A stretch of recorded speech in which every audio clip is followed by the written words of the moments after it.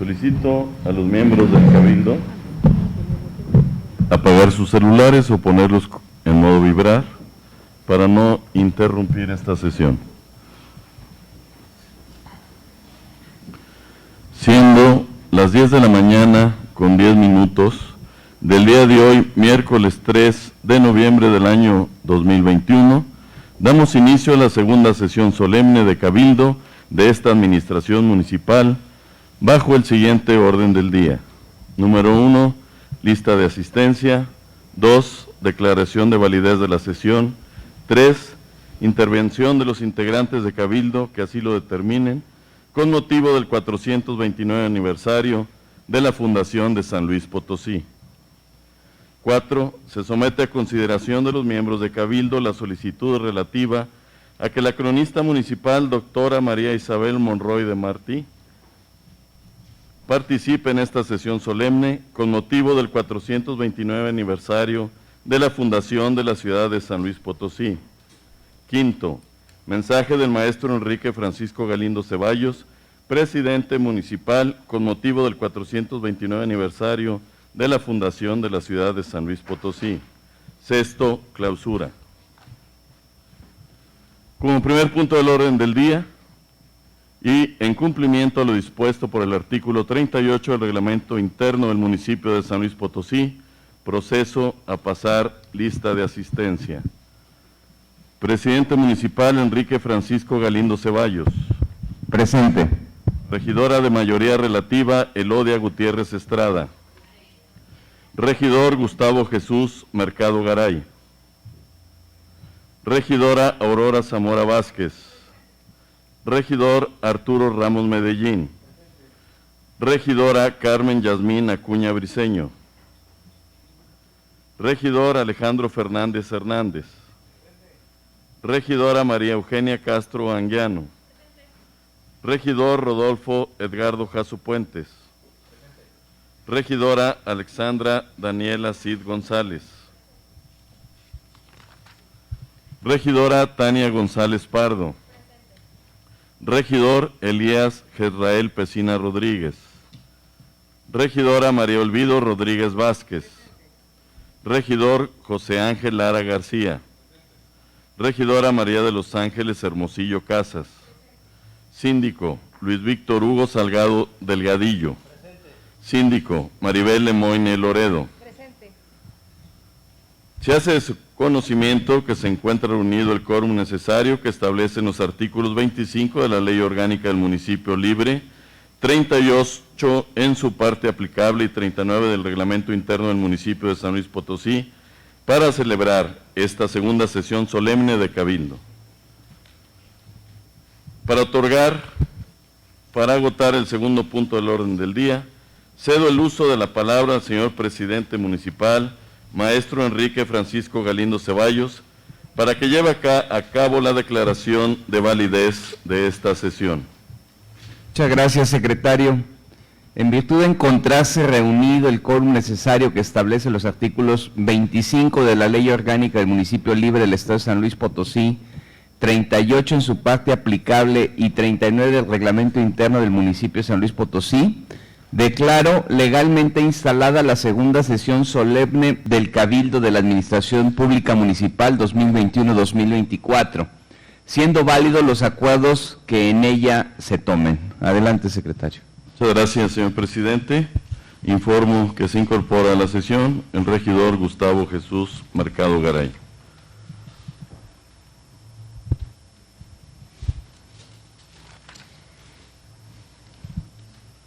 Para desahogar el tercer punto del orden del día, se abre un espacio para dar paso a la intervención de los integrantes de Cabildo que así lo determinen con motivo del 429 aniversario de la Fundación de la Ciudad de San Luis Potosí. Como primer punto tenemos la intervención del regidor Arturo Ramos Medellín.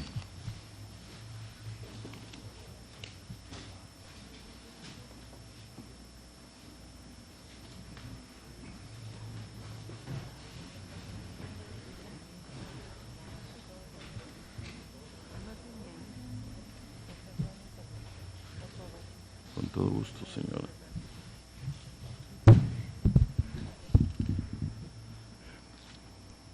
Buenos días a todas y a todos. Con su permiso, señor presidente y miembros de este honorable cabildo, el mundo entero se encuentra en procesos de reinvencionismo histórico que han llevado a reinterpretaciones que, si bien en muchas ocasiones son procesos de reivindicación política, no dejan de ser interesantes ejercicios para dimensionar los hechos históricos. Las recientes conmemoraciones por parte del Gobierno de la República respecto al bicentenario de la consumación de la independencia o la resistencia de los pueblos originarios dan fe de ello para nuestro país. En este orden de ideas, quiero resaltar las habilidades conciliadoras de personalidades como el capitán Caldera, que con sensibilidad política para propiciar la tolerancia mutua entre diversas facciones confrontadas, pudo establecer los primeros asentamientos que a la postre serían la ciudad de San Luis Potosí. Separando en esta revisión del hecho histórico que llevó a nuestra fundación los hechos de violencia, este capitán mestizo, junto al primer alcalde, Juan de Oñate, usaron la reconciliación y la tolerancia materializados en los regalos de paz para alcanzar las condiciones sociales que dieron la pauta para la ulterior fundación de la ciudad. La fundación de la ciudad no se puede entender sin los asentamientos de indios en los 7 barrios. Es obligado reconocer el origen pluricultural de nuestra ciudad y de esta manera reconocernos a través del otro, pues el yo es inexistente sin su reconocimiento por los demás. Yo, Arturo Ramos Medellín, no existo si no soy nombrado por otros. Durante la existencia de nuestra ciudad, hemos sido enriquecidos por otredades tan importantes como la negritud que arribó casi de pronto a la joven ciudad, llegando a ser tantos que es innegable, ineludible, reconocernos un tanto negros en función de la presencia de esta cultura en expresiones como la música o en nuestros fenotipos. Con los años, esta riqueza pluricultural se incrementó con otras inmigraciones que continúan en la actualidad, siendo San Luis Potosí asentamiento de chinos, coreanos, centroafricanos y muy acentuadamente indígenas triquis. Todos somos habitantes de esta gran ciudad. Regresando a la fundación, más que el documento denominado acta, más allá del acto fundacional en sí mismo, fue la paz y la reconciliación lo que nos dio origen, sentido y viabilidad. Y por supuesto, el oro y la plata, que si bien fueron motivación para establecer la ciudad, no lo explican del todo. Al centro podemos situar el agua, cuyo valor radica en darle sentido a todos los demás bienes. Las vegas de los ríos y el entorno de los vasos de agua dieron el maná para posibilitar la existencia misma de los potosinos. Los demás recursos naturales fueron dadores de materias primas para procesar las riquezas mineras, como la leña y el carbón, y nos dieron cobijo y hábitat urbano en sus canteras multicolores. Finalmente, el paisaje mismo en el que irrumpe la Sierra de San Miguelito, nada más soteando alrededor, dan cuenta cabal de nuestra identidad. A manera de síntesis de todo lo dicho, deseo poner al centro de la conciencia de que fuimos, somos y seguiremos siendo una ciudad pluricultural, un continuo cambio que desde la misma base y que fue fundado mediante procesos de paz y reconciliación. San Luis Potosí es una tierra pródiga, pero que carece de sentido sin sus bienes más preciados, comenzando por el agua y continuando nuestra riqueza de recursos naturales y paisajísticos. Quiero poner al centro también a la política como herramienta insustituible para perseguir esta reconciliación ideal, declaradamente utópica pero legítima, remontando ya procesos electorales y tratando de cerrar las brechas de desigualdad, combatiendo paralelamente la discriminación de todo tipo. Y debemos igualmente ponderar en su debida dimensión el cuidado de los recursos vitales, sin los cuales no habrá reconciliación que valga para la sociedad alguna. En este 429 aniversario de nuestra fundación, hacemos un llamado desde el Partido Verde Ecologista de México, desde el Partido del Trabajo, desde el Honorable Cabildo y de manera personal, a construir ciudadanía y democracia a través de la reconciliación, el aprecio y respeto a la otredad, y a poner especial interés en el cuidado y manejo sustentable de nuestros recursos naturales, y en honor a nuestra fundación, cuidar el agua, que nos dio viabilidad y sin la cual el oro y la plata carecían de sentido. Por San Luis Potosí, reconciliemos, cuidemos y construyamos para alcanzar la meta utópica de vivir en armonía y de propiciar condiciones de equidad y mejores niveles de bienestar para todas y todos. Felicidades, San Luis Potosí. Señor secretario, solicito quede asentada textualmente mi intervención. Muchas gracias. Muchas gracias, señor regidor Arturo Ramos Medellín.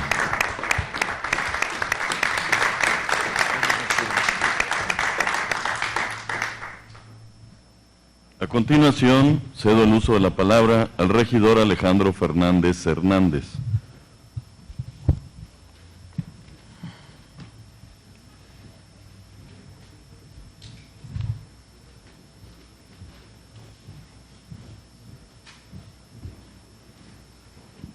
Muchas gracias, secretario. Con su permiso, señor presidente, compañeras, compañeros.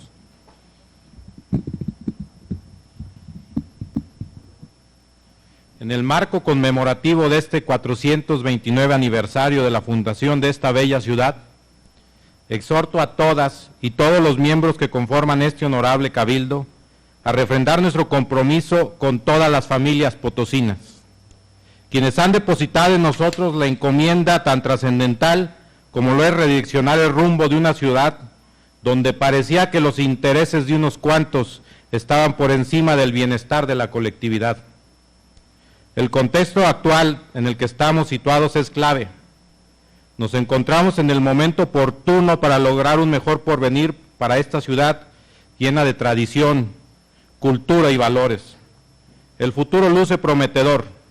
Sin embargo, debemos de tener siempre claro que es únicamente mediante nuestro trabajo diario y esfuerzo que podremos llevar a la realidad la proyección que esta administración tiene para esta ciudad.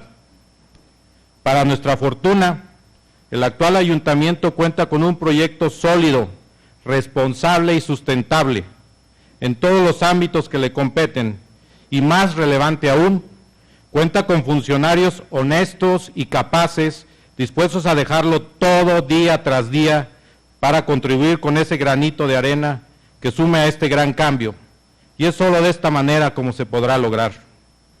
Así pues, a un mes de comenzar este trienio, puedo decir con plena certeza que debemos sentirnos orgullosos de formar parte de este gran proyecto, y más orgullosos aún de ser potosinos y haber nacido en esta maravillosa ciudad a la que tanto le debemos y que nos ha visto formarnos con el paso de los años. Hoy tenemos la oportunidad de regresarle un poco de lo mucho que nos ha dado. Por ello, luchemos incansablemente para velar en todo momento por su bienestar. Continuemos siendo un gobierno empático, sensible y con iniciativa. Un gobierno que se preocupa y atiende las problemáticas de la ciudadanía. Un gobierno cercano y de puertas abiertas, pues no es menos lo que se merece esta ciudad. Así, con este gran orgullo de ser potosino, es que clamo la conmemoración del aniversario de fundación de esta mi ciudad, y celebro más aún por el futuro brillante que se avecina. Muchísimas gracias.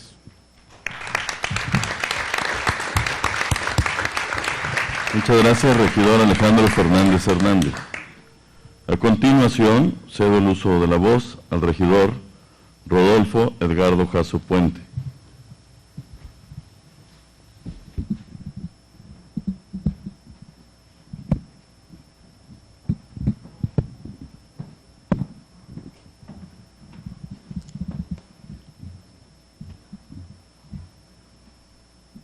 Gracias, secretario, con su venia, señor presidente, compañeras y compañeros regidores. San Luis Potosí, fundado con el nombre de Villa de San Luis Mezquitic, el 3 de noviembre de 1592. De acuerdo con el acta de fundación levantada por comisión que el virrey Luis de Velasco dio a Miguel Caldera y Juan de Oñate. Tierra de las antiguas áreas culturales de Mesoamérica y Aridoamérica, tierra de importantes depósitos de oro y plata, tierra que ha sido la capital de nuestro país, tierra que ha sido testigo de acontecimientos históricos, tierra de personajes ilustres como Mariano Jiménez, Mariano Arista, Ponciano Arriaga, Francisco González Boncanegra y Manuel José Otón. Tierra de cientos de edificios históricos, patrimonio de la humanidad y cultural.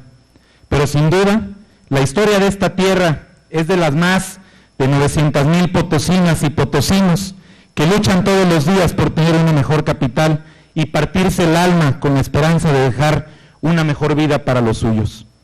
En esta sesión solemne, además de conmemorar el 429 aniversario de la fundación de nuestra ciudad, es momento también de generar compromisos y asumir responsabilidades con la ciudadanía, con las más de 471,011 mujeres potosinas y con los más de 440,897 potosinos que habitan hoy en día en las 11 localidades de nuestra capital. Tenemos que regresar a nuestra capital al lugar que merece su historia y su ciudadanía, lograr una ciudad para todas y todos, en donde generemos el valor público que se necesita para mejorar el crecimiento y desarrollo de nuestro querido San Luis Potosí, y así lograr que nos volvamos a sentir orgullosos de esta capital potosina. Como presidente de la Comisión Permanente de Policía Preventiva, Vialidad y Transporte, hoy le digo a nuestra ciudad y a la ciudadanía que nos dedicaremos de tiempo completo de la mano de nuestro señor presidente para coadyuvar con las autoridades correspondientes y así mejorar las condiciones de seguridad y vialidad, con el fin de generar que todas y todos los potosinos nos sintamos cada vez más seguros. Así como aumentar la confianza en nuestras instituciones, lo que detonará sin duda una mejor ciudad y una mejor calidad de vida en nuestra capital. Cuente con nosotros, señor presidente. En Acción Nacional estamos listos y dispuestos a trabajar juntos por San Luis Potosí. Quiero felicitar a nuestra ciudad, a todas y todos los que hoy en día nos acompañan, y quiero invitarlos a seguir construyendo la capital del sí.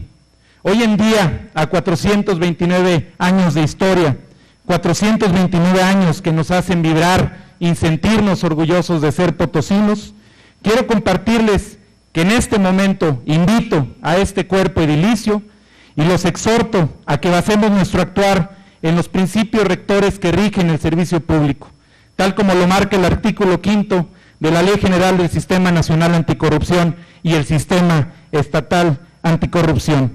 Actuar con legalidad, actuar con objetividad, profesionalismo, pero también con honradez y lealtad hacia las y los potosinos.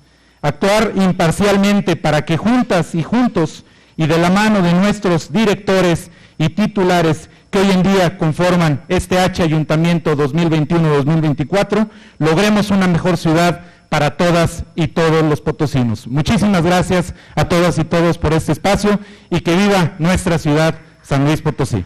Gracias. Muchas gracias, regidor Rodolfo Edgardo Jasso Puente. Doy cuenta que nos distingue con su presencia la maestra Berta Estela Arriaga Márquez, presidenta del Sistema Municipal para el Desarrollo Integral de la Familia. Muchas gracias por su asistencia.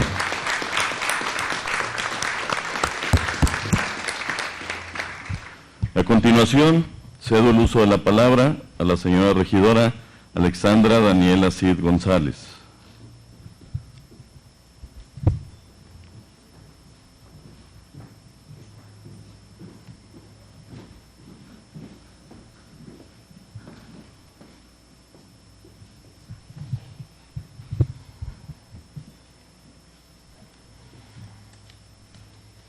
Con su venia, señor alcalde, secretario, síndicos, compañeras y compañeros regidores. Saludo respetuosamente a la cronista de la ciudad y a las personas que nos hacen honor de acompañarnos en esta sesión solemne. Se atribuye a Monseñor Joaquín Antonio Peñalosa la frase, me cuesta escribir lo que sea, soy hijo del desierto, de este árido altiplano potosino donde una rosa apunta un milagro. Ha sido justo este desierto escenario de nuestra historia y cuna de nuestros referentes. Desde aquel 3 de noviembre de 1592, en que de acuerdo con el acta levantada por la comisión que el virrey Luis de Velasco dio a Miguel Caldera y Juan de Oñate, se fundó nuestra ciudad. Es este mismo año que comenzó la organización de barrios en torno a Plaza Mayor, hoy llamada Plaza de Armas, es decir, justo frente a nosotros. Luego de ello, rápidamente, nuestra ciudad desarrolló un gran auge social y económico, al punto que para 1630 era el tercer centro poblacional en importancia y riqueza del virreinato. De entonces a la fecha, San Luis ha sido el lugar desde que el presidente Juárez decidió organizar la resistencia republicana y nacional en 1863 y capital de México en 1867. Cuna del Plan del San Luis, escrito por Francisco I. Madero en lo que hoy conocemos como el Centro de las Artes, y de Francisco de Paula González Bocanegra, autor de los versos del himno nacional mexicano. La conmemoración de la fundación de nuestra ciudad nos invita a recordar y celebrar nuestra historia, y a aquellas mujeres y hombres que nos hacen sentir orgullosos de pertenecer a esta ciudad, tierra de ideas, de cultura y de tradiciones. Nos invita también a quienes conformamos el Cabildo de San Luis Potosí a reflexionar en la histórica responsabilidad que tenemos para con nuestra ciudad. Responsabilidad de asegurar un entorno de paz y prosperidad para las familias, en el que se asegure a cada persona el libre ejercicio de sus derechos fundamentales. Responsabilidad para con nuestras niñas y con nuestros niños, que puedan crecer en un entorno en paz junto a sus familias. Responsabilidad para con todas las mujeres que día a día viven en un entorno de violencia en un municipio que sigue estando en alerta de género. Responsabilidad para con nuestro sector médico que sigue pasando una situación muy difícil en un estado en el que todavía estamos en pandemia. Responsabilidad para con nuestras mismas familias para que cuando terminemos nuestra encomienda de este cabildo en 3 años podamos verles a los ojos y decir que estuvimos todo el tiempo haciendo lo mejor que pudimos para con nuestra ciudad. Por una patria ordenada y generosa y una vida mejor y más digna para todos. Por amor a San Luis, construyamos la capital del sí.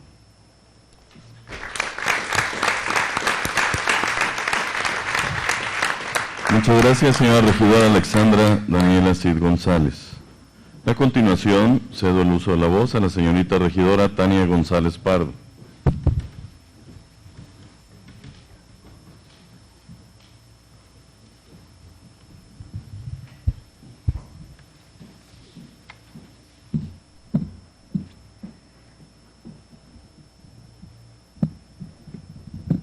Gracias. Buenos días a todas y todos. Con su permiso, presidente y compañeros integrantes del Cabildo. La ciudad de San Luis Potosí ha sido importante y protagonista en momentos de libertad y democracia de nuestro Estado mexicano. Nos debe enorgullecer formar parte ahora del honorable Cabildo y por ende de los destinos de este bello municipio, que, por cierto, además tiene una privilegiada y envidiable ubicación en el plano nacional, pues se encuentra en un punto estratégico de desplazamiento comercial y turístico como ninguna otra ciudad en el país. Debemos capitalizar tal circunstancia. Tierra que tuvo el honor de ser declarada en 2 ocasiones capital de la República y en cierto momento nombrada Ciudad de los Jardines, con una extensión territorial de 385 kilómetros y una población cercana al 1.000.000 de personas que reclaman justicia social y mejoras en los servicios públicos, así como la disposición y entrega honesta de las autoridades. Desde el Partido Morena, bajo una revolución pacífica, hemos impulsado una nueva política social para las y los mexicanos y lo seguiremos haciendo. Y en el marco de este trascendental lugar en la historia, nuestro municipio nos reclama una mejor actuación o una actuación a favor del crecimiento y consolidación social. Y es por ello que convoco respetuosamente a este H Cabildo a rendir honores a tan importante historial con nuestros actos y el uso de las atribuciones que nos son inherentes, privilegiando siempre a los más necesitados y a los más vulnerables, con equidad y alto sentido social. Muchas gracias.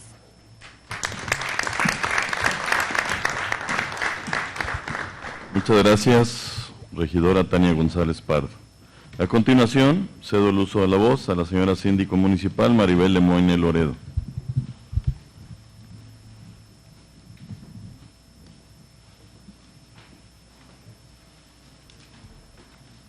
Buenos días, compañeros y compañeras. Con la venia del señor presidente, me voy a permitir dar lectura. Maestro Enrique Francisco Galindo Ceballos, honorable cabildo del Ayuntamiento de San Luis Potosí. La fundación de un pueblo marca un parteaguas en la vida de las personas que lo hicieron realidad, que traspasa fronteras, traspasa tiempos y se inserta en la historia de un país. La fundación de nuestra ciudad quedó inmortalizada en el acta levantada por don Miguel Caldera y Juan de Oñate, un 3 de noviembre de 1592. Su finalidad era crear condiciones de comodidad y agua para los mineros, de lo que es ahora Cerro de San Pedro. Se dice que la riqueza obtenida del Real de Minas de Cerro de San Pedro fue comparada con las minas del Potosí en Bolivia. Por ello, a la que fuera San Luis de Mezquitic pasó a ser San Luis Minas de Potosí de la Nueva España, hoy San Luis Potosí. Ante ello, quiero proponer el siguiente punto de acuerdo. Primero, el honorable cabildo del Ayuntamiento de San Luis Potosí acuerda establecer el día 3 de noviembre como el Día de la Ciudad de San Luis Potosí. Segundo, el Ayuntamiento celebrará sesión solemne y recordar con eventos públicos de acuerdo al presupuesto disponible la fundación de la ciudad. Tercero, publíquese en la Gaceta Municipal y en el Periódico Oficial del Estado. Muchísimas gracias, Maribel Lemoyne Loredo. Gracias, compañeros.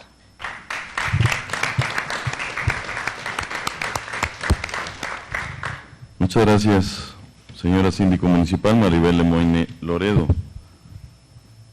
Agradeciendo la intervención de regidoras, regidores y síndico, que con motivo del 429 aniversario de la fundación de nuestra ciudad, se ha agendado esta sesión solemne por instrucciones del presidente municipal, maestro Enrique Francisco Galindo Ceballos, para darle el realce al marco de la conmemoración que ha motivado esta sesión.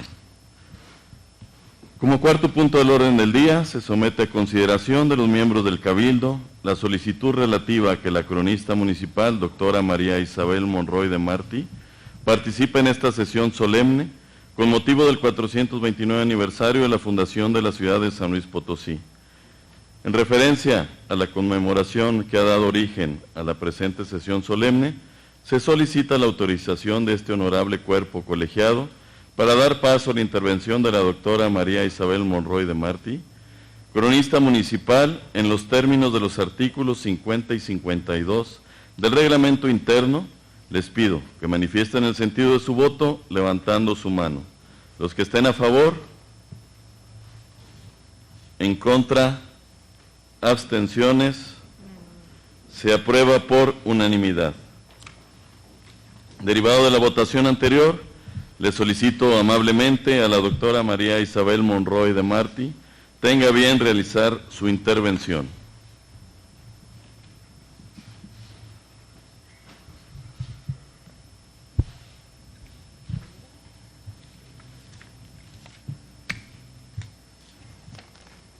Venia, maestro Enrique Galindo Ceballos, honorable cabildo de esta ciudad.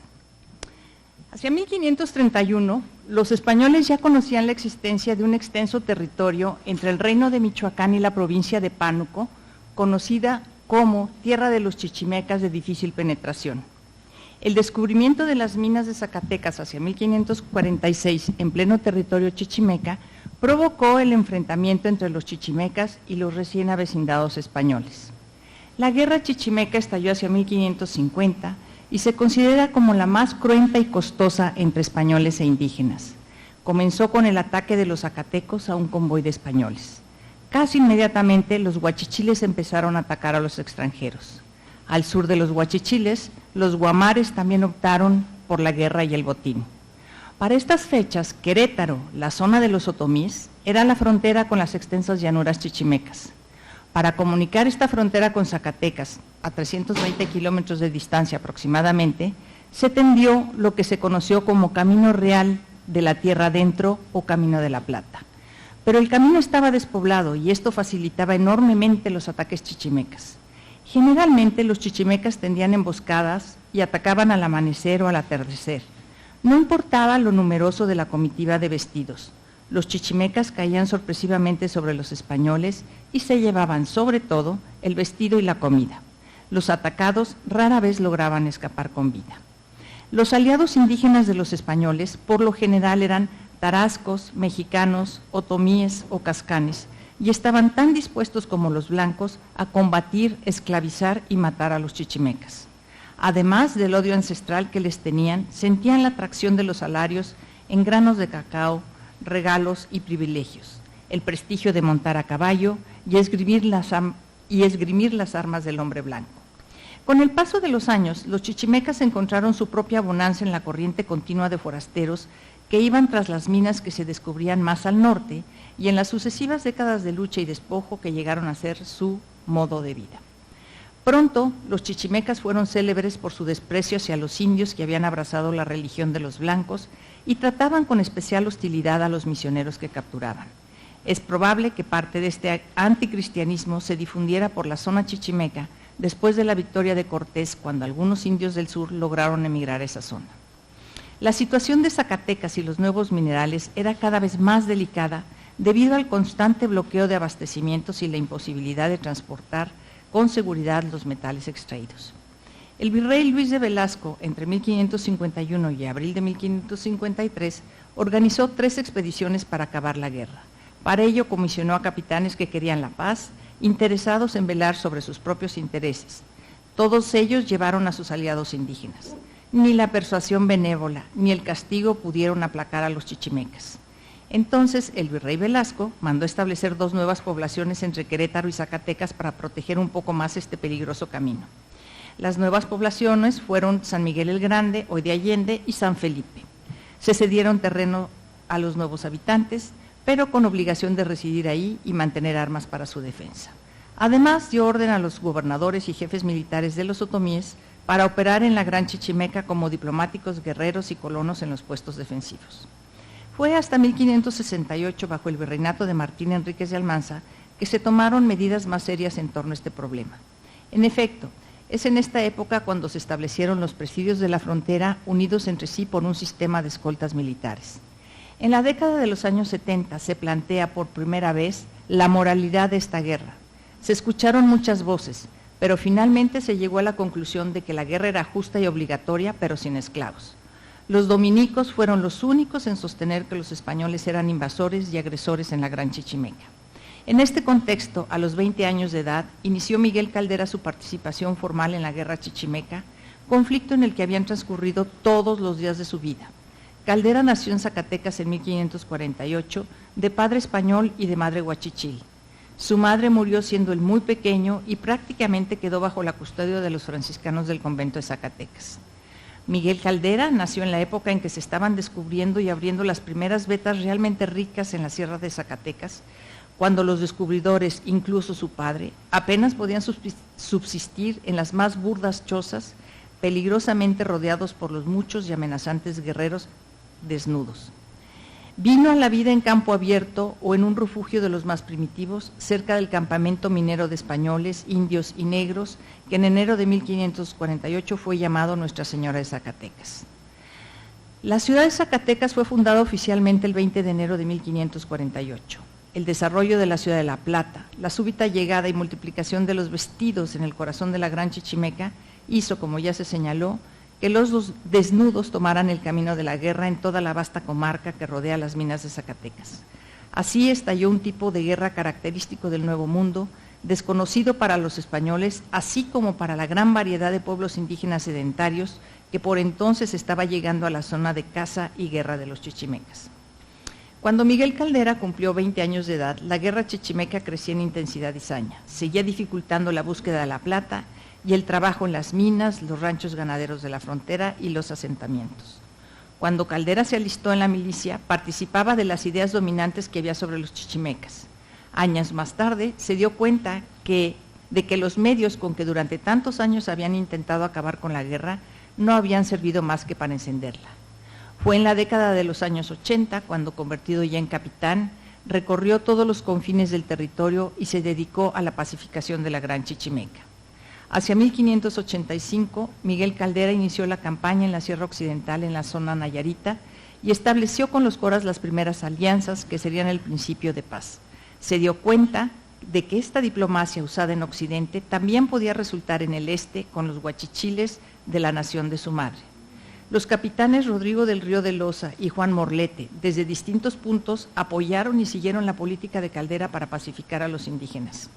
Se prometió a los chichimecas amnistía, alimentos, ropas, buenas tierras para establecerse, aperos agrícolas, enseñanza de la agricultura, preparación religiosa y plena protección de sus personas y sus derechos.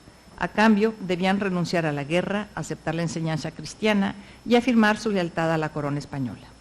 Estas medidas se podían adoptar porque la situación después de 40 años había cambiado. Entre las personas que habían logrado establecerse, conquistadores o indígenas, existía un deseo de paz generalizado y los chichimecas, por su parte, estaban muy desgastados. Habían aprendido a vestirse, pero no sabían fabricar sus propias ropas. Su vida nómada les impedía tener sustento asegurado. Así que las ropas y los alimentos se convirtieron en la base de la negociación.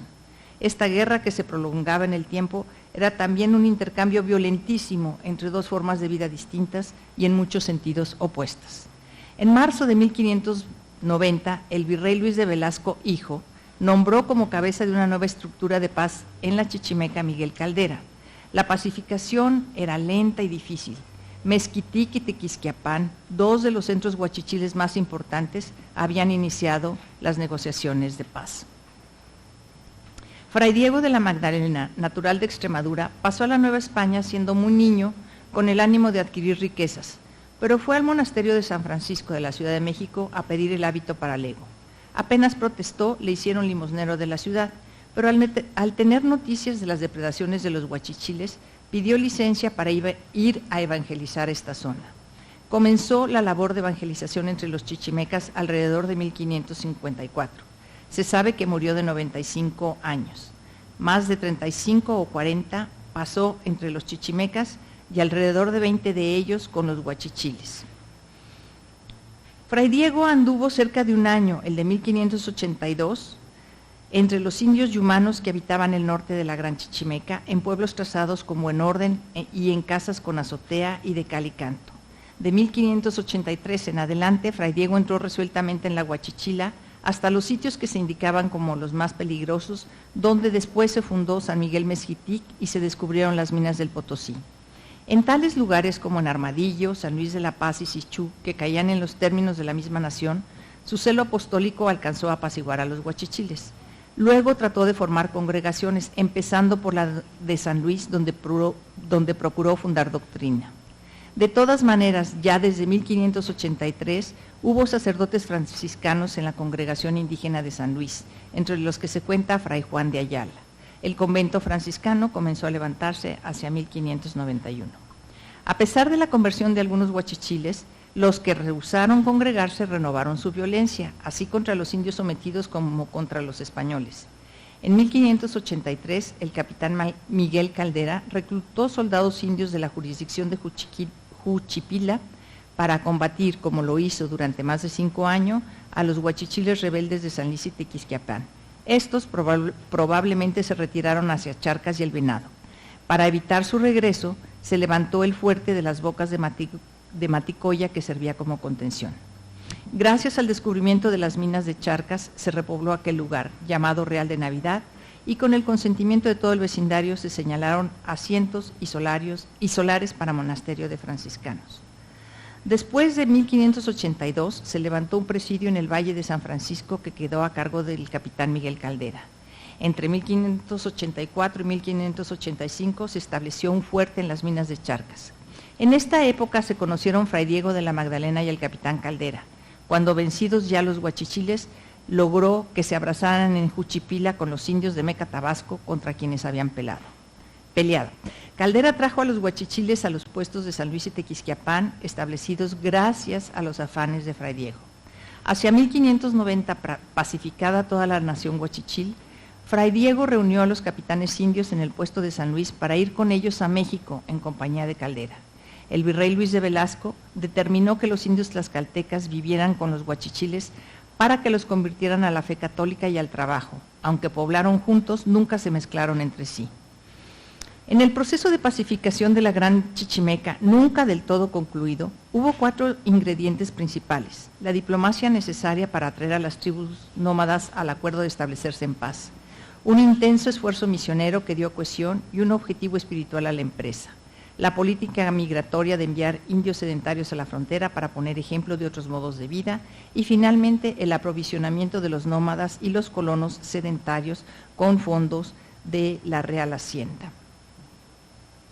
A pesar de la dificultad para sostener los arreglos de paz con las tribus chichimecas, para mediados de la década de los 80, algunos capitanes de frontera habían logrado establecer acuerdos con diversas tribus que comenzaban a adoptar la vida pacífica.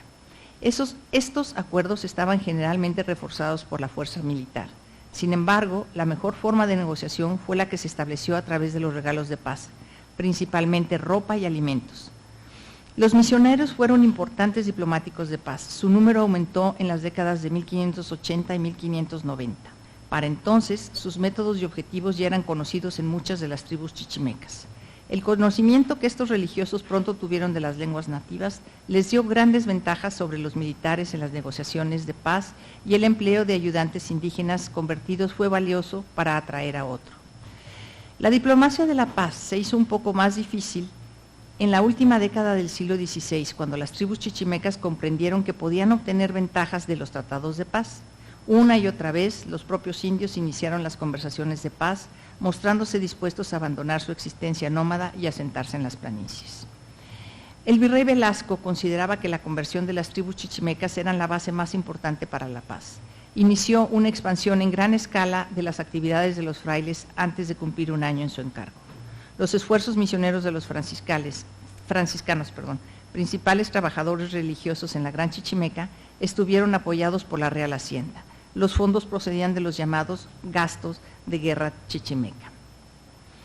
El envío de indios vestidos y cristianizados para una colonización defensiva no fue un paso nuevo en el largo y lento proceso de extender el dominio español por la Gran Chichimeca. Muchos pequeños grupos de los pueblos del sur, cholultecas, aztecas, mexicas, tarascos, huejotzingos y otomís, habían ido al norte básicamente atraídos por mejores pagas y otras oportunidades en las tierras limítrofes, donde la mano de obra siempre era insuficiente.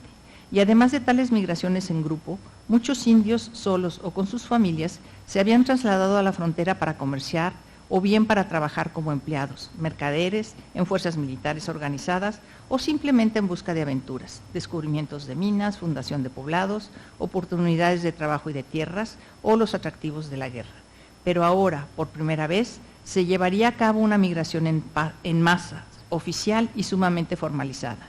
El traslado de 400 familias tlaxcaltecas que habían de establecerse en ubicaciones estratégicas de la zona chichimeca en la que llegaban a su fin las hostilidades. El hecho de que la paz aún estuviese en pie al terminar la sequía de 1590 y 1591 hizo posible que el virrey de Velasco concluyera las negociaciones con los tlaxcaltecas. Para entonces, los tlaxcaltecas, con experiencia y ayuda de los franciscanos, conocían bien los medios y los caminos para obtener, mediante negociaciones, privilegios para sí mismos. La jornada hacia el norte de casi 1000 colonos en una gran caravana de carretas partió de Tlaxcala en los primeros días de junio de 1591. Eran 932 colonos, 690 de ellos casados, con 187 niños y 55 solteros o viudos. Viajaban en cerca de 100 vehículos entre carros y carretas. Los tlaxcaltecas llegaron a Cuisillo antes del 5 de agosto.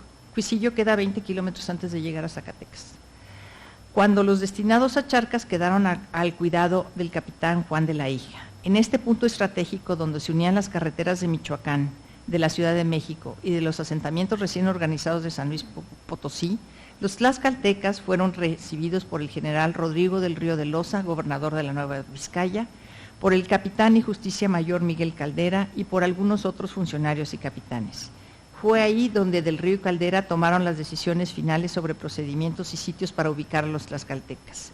El capitán Caldera escribió: y en el ojo caliente que llaman Cuisilique los repartí, y unos los dejé en Tequisquiapán, es decir, San Luis, y otros en Mezquitic, y otros a Las Charcas, otros a Saltillos, otros a San Andrés Chalchihuites, y los que me quedaron tlaxcaltecas dejé en la frontera de San Luis Colotlán. A esta época pertenece el asentamiento tlaxcalteca en la congregación de huachichiles de San Sebastián, Agua del Venado o Mazatepec, pues fue una de las 4 poblaciones primeramente acordadas y se hizo en 1591. Mezquitic, ubicado en un sitio inexpugnable de aquellas tierras, se llamó entonces San Miguel Mezquitic, probablemente en honor del capitán. San Luis era un sitio cercano a unas rancherías huachichiles en Campo Raso, en el borde oriental de las sierras, donde pronto surgiría la ciudad española de San Luis Potosí. También estos campamentos huachichiles quedaron desde un principio bajo la protección de Caldera. La instalación de tlaxcaltecas en Mezquitic el 2 de noviembre de 1591 era de gran importancia estratégica, pues era el centro de los chichimecas más belicosos y cercano al camino México-Zacatecas. San Miguel Mezquitic, el centro más populoso, se convirtió en cabeza de esta zona de colonización llamada provincia de Mezquitic.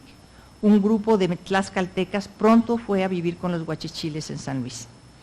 Este asentamiento de tlaxcalteca en la Gran Chichimeca fue factor básico en la consolidación de la paz de frontera, pues en casi todos los aspectos la empresa cubrió o superó las esperanzas de quienes las habían planeado. La presencia de los tlaxcaltecas fomentó la imitación entre los chichimecas de sus modos de vida aculturizados. Este programa fue tan eficaz que los 6 asentamientos originales tlaxcaltecas pronto estuvieron mandando colonos a otras partes de la frontera, hasta el Río Grande y después dentro de Nuevo México y Texas con el mismo propósito. Los tlaxcaltecas hicieron su gran contribución mientras conservaban los privilegios que habían recibido. Así vivieron de una manera un tanto autónoma, con su propio gobierno de acuerdo a los lineamientos que habían conocido en su nativa Tlaxcala. Para principios de 1590, el virrey marqués de Villamanrique, en informe a su sucesor Luis de Velasco II, le dejaba indicado que en el territorio chichimeca dejé ordenado que en 7 poblaciones que se van haciendo en Galicia, en el Valle de San Luis y en el de Mezquitic y San Francisco, las Charcas, Tecualtiche, Tealtenango, San Andrés y otras partes, se les diesen algunos amigos indios y maíz y 10 yuntas de bueyes y un español con sueldo de soldado para que les mostrase a cultivar y arar la tierra y fuesen cogiendo su fruto y aficionándose a la cultura y vida política. Con la llegada de los tlaxcaltecas en 1591, la población originalmente huachichil del puesto de San Luis aumentó. Estaban asentados junto a la ermita de la Santa Veracruz, en lo que hoy ocupa la Plaza de los Fundadores y los antiguos Colegio y Templo de la Compañía en la ciudad de San Luis Potosí. Las minas del Cerro de San Pedro del Potosí se descubrieron en los primeros días de marzo de 1592 por noticias dadas por los indígenas al capitán Miguel Caldera. Sus descubridores fueron Gregorio de León, Pedro de Anda, Juan de la Torre, Pedro Benito, Pedro Gómez de Butrón, Antonio Gómez de Móxica y Pedro Suárez, residentes de San Miguel Mezquitic. La plata encontrada mostraba mezclas de oro, razón por la que se le calificó desde un principio como de un descubrimiento de importancia. La falta de agua en el Cerro de San Pedro imposibilitó los asentamientos y el beneficio de los metales. A corta distancia se encontraba el puesto de San Luis, habitado por huachichiles y tlaxcaltecas, donde abundaba el agua. Por la prohibición expresa de asentarse junto a los indígenas, los españoles comenzaron a establecerse en lo que después fue Tlaxcalilla. Caldera intervino y los indígenas dejaron que los españoles se asentaran en el puesto de San Luis y ellos poblaron Tlaxcalilla. El virrey Luis de Velasco nombró a Juan de Oñate, vecino de la ciudad de Nuestra Señora de las Zacatecas, alcalde mayor de las minas que dicen del Potosí, en el Valle de Mezquitique, y las que se descubrieron en la provincia de Mezquitic, Potosí y su comarca, el 27 de agosto de 1592. La fundación legal del pueblo de San Luis Potosí se hizo el 3 de noviembre de 1592, de acuerdo al acta de fundación levantada por comisión que el virrey Luis de Velasco dio a Miguel Caldera, a cuyo cargo estaba la pacificación de los indios chichimecas de esta Nueva España, y don Juan de Oñate, alcalde mayor de las minas del Potosí y su jurisdicción en los siguientes términos. Señal en parte cómoda para hacer la poblazón, que se ha de hacer para los mineros de las dichas minas de Potosí, y donde puedan con más comodidad los dichos mineros asentar y beneficiar sus minas. Han conferido y tratado dónde se podrá hacer el dicho pueblo, que esté sin perjuicio de los indios naturales con los cuales se ha tratado y comunicado, y ellos han sido y son de parecer que se haga la dicha población en el pueblo de San Luis, y así les ha parecido por la comunicación que los naturales ternan con los españoles, y para que se ponga en ejecución y se haga la dicha población, visto el consentimiento y ser con voluntad de los dichos naturales, han acordado de hacer y fundar la dicha población en el pueblo que se dice de San Luis, a donde se asiente y puebla el dicho pueblo, hasta tanto que por su majestad o el señor virrey en su nombre otra cosa se provea, y mande y mandaron se notifique a todos los mineros y demás personas que asisten en esta jurisdicción, se congreguen y junten a poblar en el dicho pueblo, que así ha parecido conveniente por ahora. Y firman el acta Miguel Caldera, don Juan de Oñate y el escribano real Pedro Venegas. Juan de Oñate, como alcalde mayor, hizo la trace del pueblo y el reparto de solares, terminado el 6 de abril de 1593. Señaló el sitio para la Plaza Mayor. El lado oriente de la plaza quedó reservado para las casas reales, donde nos encontramos ahora, y la iglesia mayor. Y en el lienzo norte de la plaza por el frente se repartieron solares a Cristóbal de Oñate y Alonso de Oñate, hermanos de Juan de Oñate, el alcalde mayor, y los tres que quedaban a la espalda a Cristóbal de Oñate, hijo del alcalde mayor, a Juan de Saldívar Mendoza y Cristóbal de Saldívar Mendoza.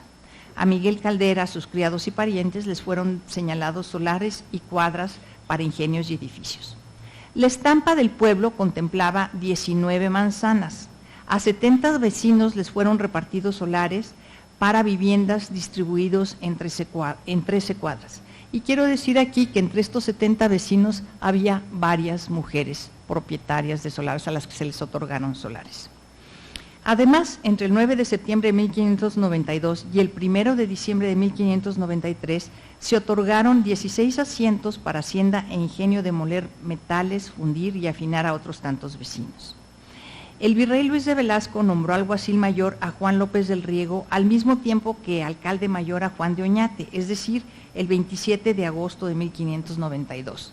El alguacil mayor ejecutaba los mandatos del alcalde mayor y contaba también con 2 diputados de república, electos anualmente entre los vecinos, que le auxiliaban en el gobierno representando los intereses de la comunidad, especialmente la conservación de las minas. Los diputados para 1593 fueron Cristóbal Gómez de Rojas y Juan de Valle. Esta fue la pequeña estructura de gobierno con la que contó el pueblo de San Luis, hasta la concesión del título de ciudad en agosto de 1655, cuando se estableció el primer ayuntamiento constituido por un alcalde mayor, un alguacil mayor, un alférez real, un provincial de la Santa Hermandad, un depositario general y 6 regidores. Su jurisdicción fue muy amplia, pues abarcaba el pueblo de San Luis Potosí, el Cerro de San Pedro, Los Pozos, Valle de San Francisco, Valle de Atotonilco, Santa María del Río y Río Verde. Además quedó comprendido dentro del Obispado de Michoacán. Entre los primeros vecinos de San Luis encontramos fundamentalmente mercaderes y mineros. Además, los funcionarios reales y los miembros del clero secular y los frailes de la Orden de San Francisco. Conocemos poco sobre la historia de los primeros vecinos, pero aún así vale la pena mencionar algunos de ellos. Por ejemplo, Juan de Andrada, originario de la ciudad de Salamanca en los Reinos de Castillo, uno de los fundadores del pueblo y minas de San Luis. Nació hacia 1569, hijo legítimo de Juan de Andrada y de doña Leonor Fernández. Tuvo casas en el pueblo de San Luis, donde años más tarde se levantó la obra arquitectónica del templo y colegio jesuita. Minero. Aparece en numerosos documentos como testigo de diversa naturaleza, como compraventa de terrenos, contratos, escrituras de reconocimiento de adeudos, albacea testamentario, depositario de bienes, y fue un hombre ciertamente acaudalado, pues se le reconocen varios adeudos a su favor, fiador, comprador de esclavos negros, contribuyó para la obra de la cubierta de la parroquia, murió en 1622 y fue sepultado en el convento de San Francisco. Y junto con Juan de Andrada aparece una mujer, Ana de Estrada, propietaria de minas, también fundadora del pueblo de San Luis, y que sobrevive a su marido. Su marido fue Juan de Valle, primer diputado de República que les mencioné en 1593. Otro de los vecinos principales fue Pedro de Arisméndigo Gorrón, que nació en la iglesia en la anteiglesia de Luzúa, en el señorío de Vizcaña, en los reinos de Castilla, hacia 1569. Llegó al pueblo de San Luis a principios de 1593, casado con Antonia de Rivas Palomino, padres legítimos de Pedro, Antonio, Francisco, Diego, Catalina y Elena. Minero en el Cerro de San Pedro, Ramos, Sierra de Pinas y Peñón Blanco, dueño de haciendas de minas y carboneras, tenía cuadrillas de trabajadores en las minas, contribuyó con otros vecinos y mineros para el pago de la techumbre de la parroquia del pueblo de San Luis, descubridor de las minas de Guadalcázar, y a la muerte de Gabriel Ortiz de Fuenmayor fue designado administrador y justicia mayor de los chichimecas y tlaxcaltecas de las nuevas poblaciones. Murió en octubre de 1622. Otra mujer que destaca en los protocolos notariales de la época es Catalina de Tapia, pero la propia condición de Catalina de Tapia merece una mención aparte, porque Catalina de Tapia era negra, es decir, africana, y Catalina de Tapia aparece en varias ocasiones adquiriendo propiedades y comprando ella también esclavos negros, antes del 1593, 1596. Por último tenemos a Juan de Zavala, originario de Azúa en el señorío de Vizcaya, en los reinos de Castilla, hijo legítimo de Juan de Teleche y de María Díaz de Zavala, casado con doña Catalina Vázquez, uno de los fundadores y más antiguos pobladores del pueblo y minas de San Luis. Nació hacia 1558. Era dueño de tierras en el Valle de San Francisco, mercader y minero. También fue familiar del Santo Oficio de la Inquisición. Reunió una gran fortuna. Contribuyó significativamente con la edición de la parroquia. De hecho, él pagó toda la obra de la construcción de la parroquia en 1599 y también participó en pagar parte del costo de la techumbre. Y a él se debe el establecimiento del Hospital de San Juan de Dios hasta 1611, donde él dejó su hacienda de minas para que los juaninos se establecieran ahí. Ahora bien, ¿cuál era la idea que tenía Miguel Caldera y el capitán Oñate cuando fundaron el pueblo de San Luis? Seguramente pensaban que iba a ser un mineral importante, pero quienes hicieron realmente realidad ese mineral, o sea, ese establecimiento, fueron estos primeros pobladores. Y a lo largo de los años, las personas que han habitado San Luis Potosí han ido haciendo de este lugar la ciudad que es hoy. Hoy nos toca a nosotros como ciudadanos y a ustedes como cabildo encabezar la nueva faceta de esta ciudad. Muchas gracias.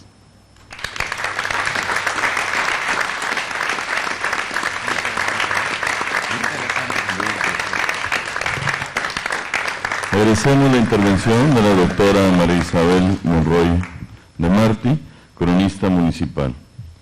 Doy cuenta de la incorporación a esta sesión de la regidora Carmen Yasmín Acuña Briceño. Y como quinto punto del orden del día, tenemos el mensaje del maestro Enrique Francisco Galindo Ceballos, presidente municipal, con motivo del 429 aniversario de la fundación de la ciudad de San Luis Potosí. Para dar continuidad con el desahogo del siguiente punto del día, le cedo el uso de la voz al presidente municipal, maestro Enrique Francisco Galindo Ceballos, para que nos dirija su mensaje.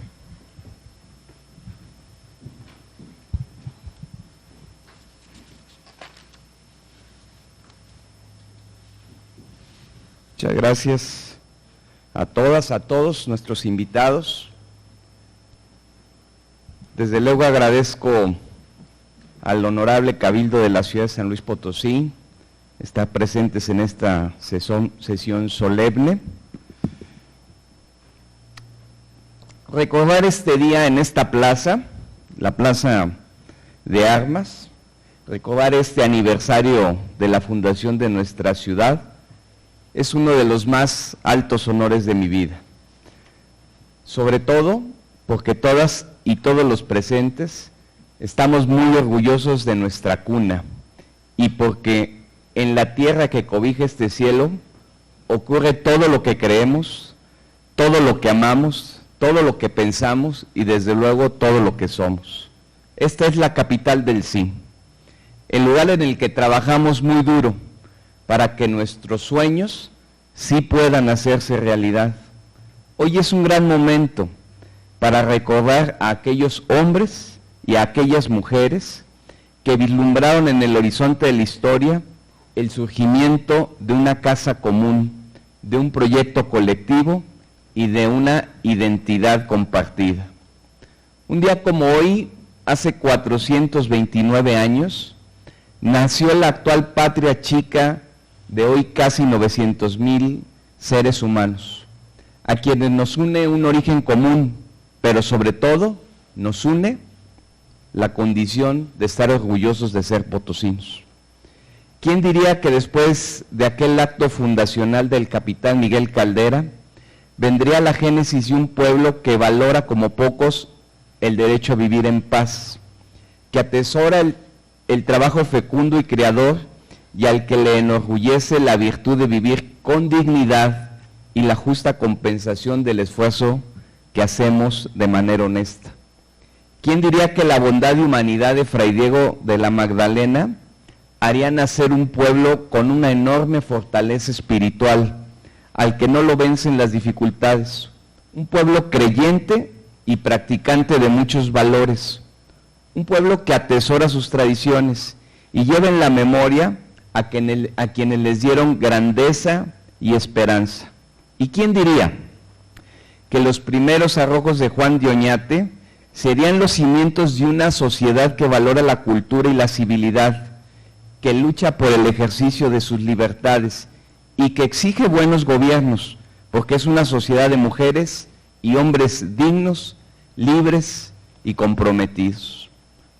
A veces pienso que si la ciudad de San Luis Potosí fuera una persona, tendría el rostro indomable de Dolores Jiménez Muro y el pensamiento deslumbrante de Ponciano Arriaga, el corazón anhelante de Rafael Nieto, la inspiración patriótica de Francisco González Bocanegra y el espíritu íntegro de Antonio Rocha Cordero. Tantas y tantas virtudes de los que nuestros próceres han hecho gala a lo largo de la historia y que hoy forman valores que están enraizados en la conciencia de nuestras familias potosinas. Por ello estoy convencido de que no podríamos hacer mejor homenaje a nuestra muy querida ciudad que vivir en esta misma, aquí, en nuestro San Luis Potosí, en el ejercicio responsable de nuestros derechos y en el resto cumplimiento de nuestras obligaciones, independientemente de la naturaleza de nuestras responsabilidades y desde luego de nuestras pertenencias ideológicas. Hoy construimos una ciudad a la altura de esos hombres y de ellas, de esas mujeres, que se atrevieron a creer en un mejor mañana para que nuestros hijos y los hijos de nuestros hijos vivan en paz. No nos permitamos la afrenta hoy de no intentarlo. No desfallezcamos en la lucha por hacer una realidad inobjetable del Estado de Derecho, justo, democrático y libre que anhelamos y que nos merecemos todos y todas. San Luis Potosí hoy avanza firme y decidido a la conquista de un mejor futuro. Para lograrlo, contamos con el recurso más valioso, la unidad y la fuerza de nuestra gente. Ahí radica el poder del sí. Esos son los principios básicos que sustentan el alma potosina y su palpitar cotidiano, el aliento de nuestra primera energía y el vigor que nos ha permitido enfrentar y vencer todos los desafíos y los desafíos históricos que aquí hemos escuchado. En el 429 aniversario de la fundación de la ciudad, ratificamos nuestro orgullo de ser potosinos y de ser mexicanos, porque cada vez que esa bandera ondee, cada vez que esta bandera ondee ante nosotros, estamos recordando los dibujos que trazó el potosino también Francisco Eppens Helguera, es decir, un águila sin miedo devorando a la serpiente de nuestras adversidades. Cada día tenemos una nueva oportunidad para reflexionar sobre lo que debemos hacer para cumplir cabalmente con nuestro país, con nuestro Estado y desde luego con nuestra ciudad. En la escuela, en la familia, en el trabajo, en la comunidad de la que formamos parte, esta bandera que tanto nos dice con su aliento que rompe el aire, nos estremece la conciencia diciéndonos que la grandeza de la patria se construye a partir de los actos de sus hijos que viven en la capital del sí. Que viva San Luis Potosí. Muchas gracias a todas y a todos.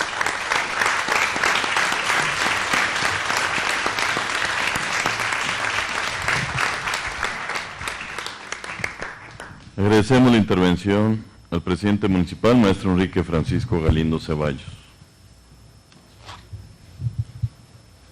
Como sexto punto del orden del día, y toda vez que ha sido agotado la agenda de esta sesión solemne de Cabildo, le cedo el uso de la voz al ciudadano presidente municipal, maestro Enrique Francisco Galindo Ceballos, para la clausura de la misma. Muchas gracias, secretario. Con fundamento en el artículo 47 del reglamento interno del municipio de San Luis Potosí y habiendo sido agotados los puntos del orden del día, doy por clausurada la presente sesión solemne del Cabildo, siendo las 11:45 del día 3 de noviembre del año 2021. Adelante, secretario. Se levanta la sesión. Muchas gracias.